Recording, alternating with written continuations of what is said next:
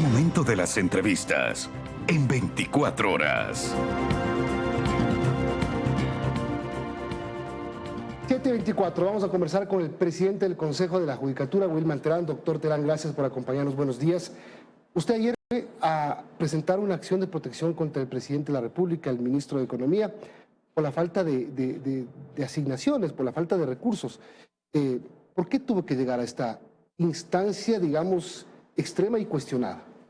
Bueno, el derecho no debe ser tomado como una última instancia, sino el primer recurso. El primer recurso en un mundo civilizado es la primera cuestión. En segundo lugar, un poder del Estado en donde se realiza la justicia de la ciudadanía no puede estar implorando migajas. El derecho se lo pide frontalmente, de pie y sin ningún temor. Hay un cuestionamiento de parte de constitucionalistas sobre en qué calidad usted presentó esta acción de protección. Uno, dice, los órganos del Estado no pueden reclamar vía actos de protección ninguna tutela de derechos constitucionales. No son titulares de derechos, por el contrario, ustedes tienen que proteger los derechos. Dicen, no cabía. Usted la presentó como presidente, la presentó el Consejo de la Judicatura, la presentó como ciudadano. La presenté como ciudadano que acababa de conocer toda la problemática. Jamás lo he hecho como presidente del Consejo de la Judicatura. No puede disminuirse la calidad de ciudadano y la responsabilidad ciudadana, que es un factor constitucional, a una individualidad humana. El creer lo contrario sería mermar o restar esa potencia de derechos a favor de los ciudadanos. Ahora, en las redes sociales del Consejo de la Judicatura decían, el presidente del Consejo va a presentar la acción, luego corrigen y dicen como ciudadano. Usted va acompañado de empleados de la función judicial. Ahí hay una, digamos, un cuestionamiento que puede ser válido a cómo se hizo un acto que puede parecer incluso hasta político.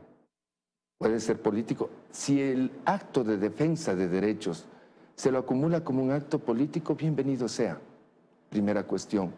En segundo lugar, el acto de ser servidores públicos, el acto de ser trabajadores, empleados de una función del Estado, no merma la capacidad de derechos que tenemos. No se puede separar la condición humana por ser servidores públicos. Ahora, 265 millones de dólares más o menos es lo que reclama usted. Ese dinero, ¿de dónde sale? ¿De dónde salen esas cuentas que usted hace?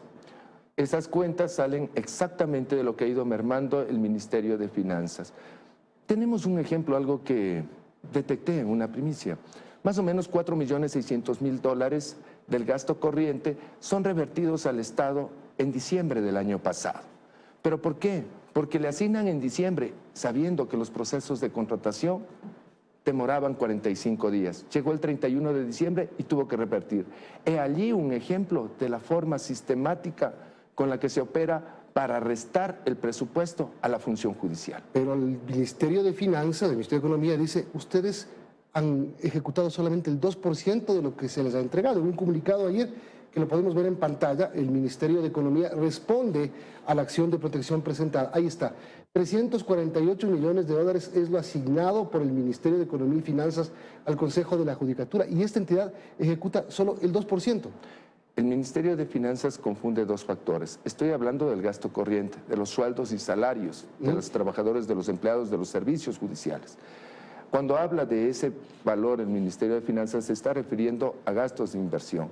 Si el Ministerio de Finanzas en el factor global para inversión ha dispuesto para las instituciones del Estado el 2%, de eso da una migaja a la función judicial. Perfecto.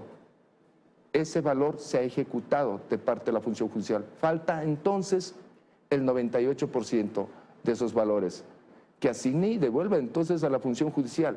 Y hay que entender de que no somos un ente ejecutor de obras, somos un ente que presta un servicio público, un servicio ciudadano.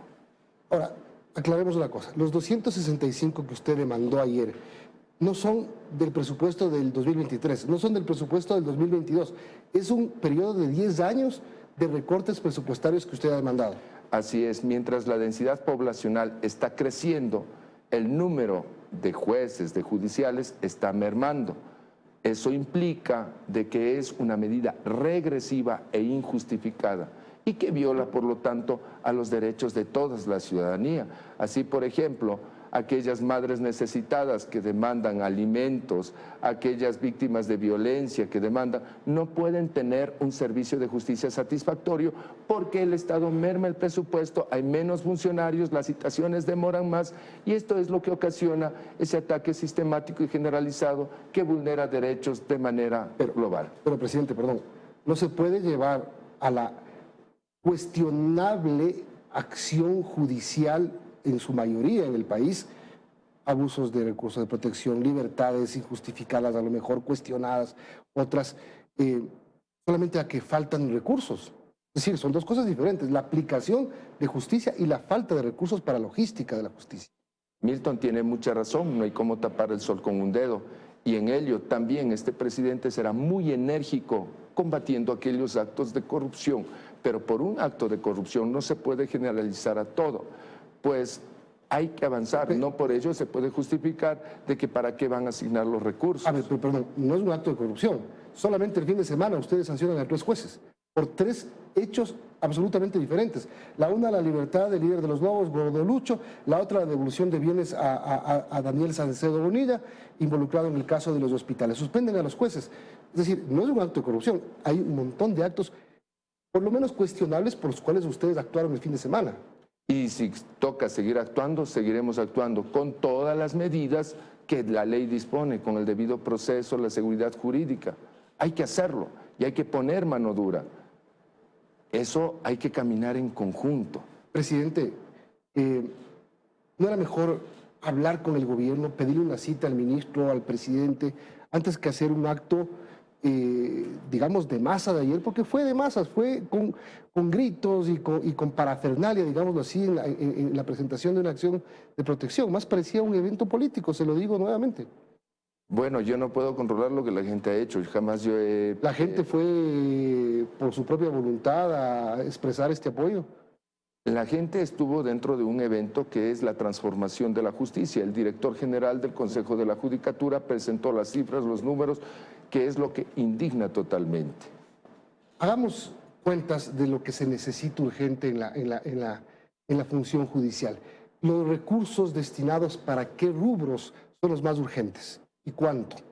Los recursos destinados para jueces, para funcionarios, en fin. Le voy a poner un ejemplo. Esmeraldas, Tribunal de Garantías Penales. Posee el orgánico normalmente de 9 jueces, pero tiene en el presente en físico 5 jueces, de los cuales uno de esos jueces cada 15 días recibe tratamiento médico, asiste a las audiencias con su mascarilla, con su tanqueta bombona, y pese a que ha pedido su jubilación por enfermedad catastrófica, no hay el presupuesto para darle, y ese tribunal demora en dar las respuestas por esa situación que vive. Otros rubros que se detallan aquí: 92 millones de dólares corresponden a proyectos de inversión relacionados a los temas tecnológicos, a la transformación tecnológica, a la repotenciación de la infraestructura física de la justicia, es decir, a todo lo que hace que haya comunicaciones, que es lo más importante también en la función judicial. 77 millones para las vacantes de jueces con jueces, secretarios, ayudantes judiciales y gestores de archivos. Así es. Mire, uno de los factores es el gasto de inversión. Bien lo dice y lo apunta usted, tecnología. La página web, el SACHE, tiene que ser repotenciado. Estamos viviendo una nueva época, tiene que verse eso implicado con lo que es inteligencia artificial. Falta el presupuesto para aquello. Eso es un gasto de inversión que hay que realizar. Que ha habido una mala ejecución en regímenes anteriores, no voy a generar la acusación de ellos, pero este es el momento que estamos activados y viviendo.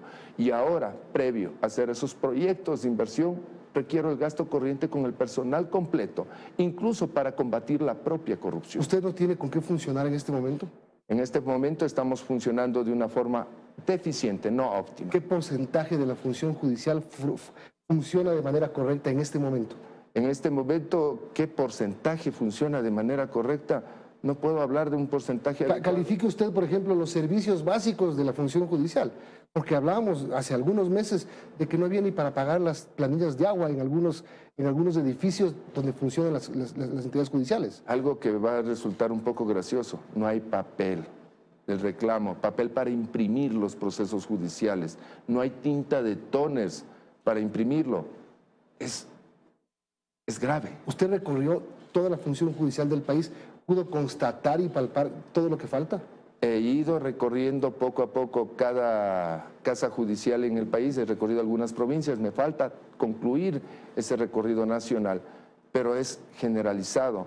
Usted mira goteras en los techos de las oficinas de los jueces, usted puede observar cómo tienen que pedir a veces una caridad, a veces a los usuarios mismos, que pongan el papel que no tienen para imprimir, vaya a imprimir afuera en un cyber. La situación es grave.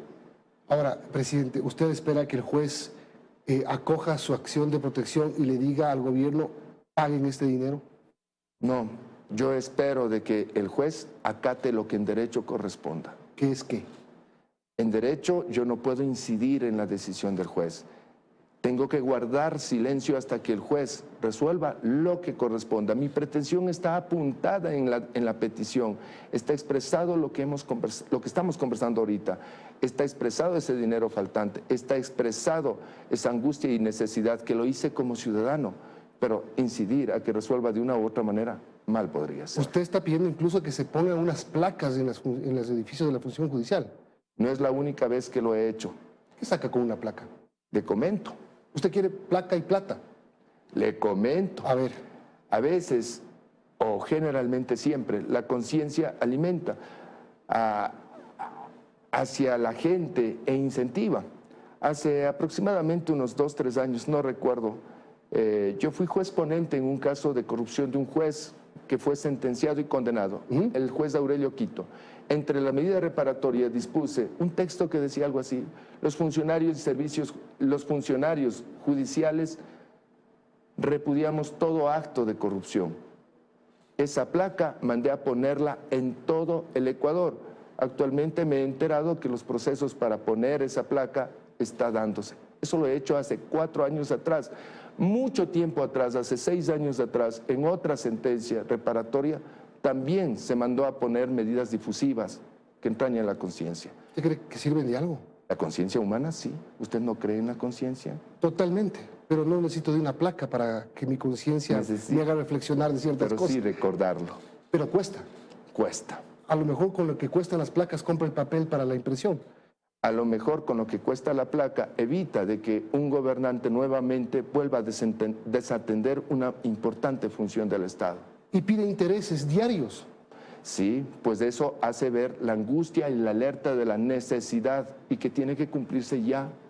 Placa, plata e intereses. Ese es el resumen de la acción de protección presentada ayer por usted. Bueno, si usted no acata algo y se le deja a su libre arbitrio que pague, que cumpla algo, y se le impone otra medida, denota la angustia y la necesidad que está sufriendo. ¿Usted está dispuesto a hablar con el ministro de Economía, con el presidente de la República y de retirar la acción de protección? Porque también es otra imagen. Le comento algo. Hemos cuestionado, todo el país cuestiona el uso y abuso de acciones de protección, de medidas cautelares, etcétera, y el titular del organismo de control de la función judicial va y presenta uno.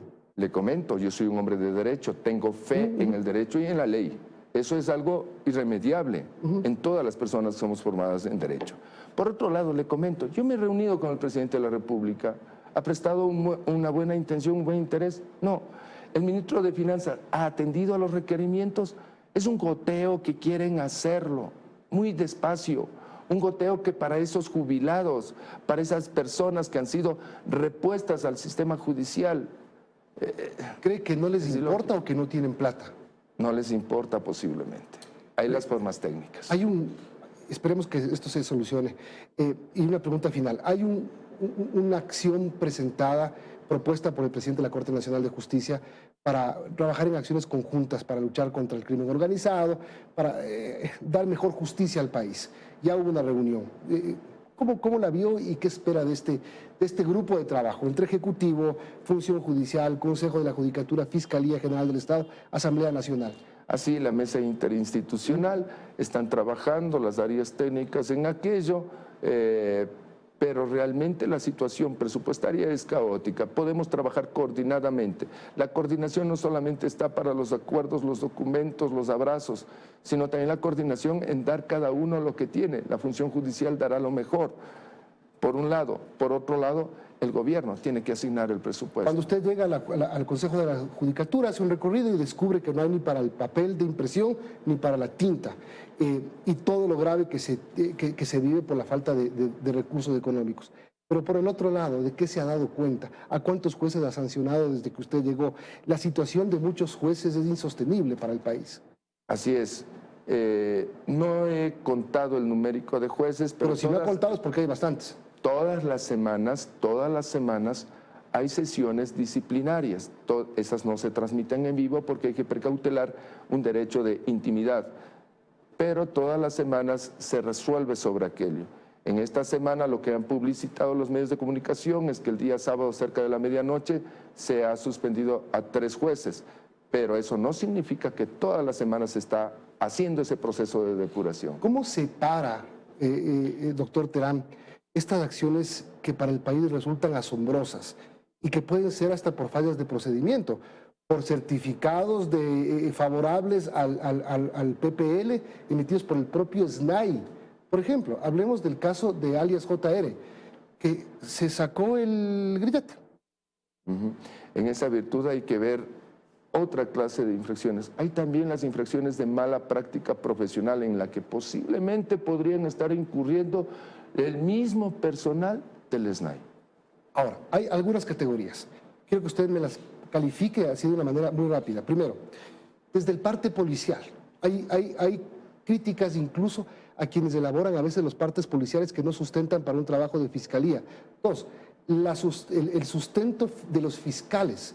3, lo que hacen los jueces. ¿Por dónde está la mayor parte del problema? Todo está interrelacionado.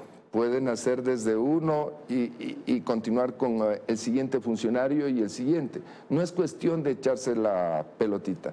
Hay que activar la conciencia. Está generándose una ola de terror en esta tierra de paz, en Ecuador. Y creo que todos debemos juntar los hombros, entregarnos de lo que necesitamos para pacificar el pueblo. ¿Cómo solucionamos este problema de que la justicia no se aplica de una manera eficiencia, por no decir honesta? La justicia es honesta. Las personas que interactúan con el sistema judicial pueden tener fallas. Usted me ha nombrado a muchos de ellos. No puedo por un evento generalizar, pero tal vez esos sean los factores que está fallando. ¿Cómo solucionamos? Las mesas interinstitucionales que ha puesto que incentivó el doctor Iván Saquicela es un ejemplo de aquello. Otro ejemplo, lo que usted dice, placa y plata, la placa, el recordatorio constante que estamos para servir. Muchas gracias, doctor Terán. Wilmer Terán, presidente del Consejo de la Judicatura. Buenos días. Buenos días, muchas gracias. Vamos a una pausa y regresamos con el general Wagner Bravo para hablar del decreto de porte y tenencia de armas.